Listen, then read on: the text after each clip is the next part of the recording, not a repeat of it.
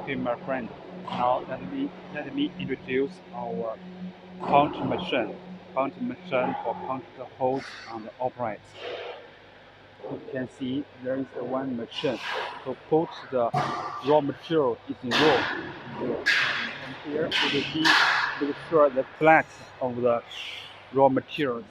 From here this is the punch machine. And here you have punch machine. Punch different holes. This is the model. The model of page 15 and page 75 and also the page 76.2. Oh, here this model put here and with this machine punch the holes on upright. Once it finished, it will be rolled together here. Okay, come here. And this is our different model for the upright. For upright.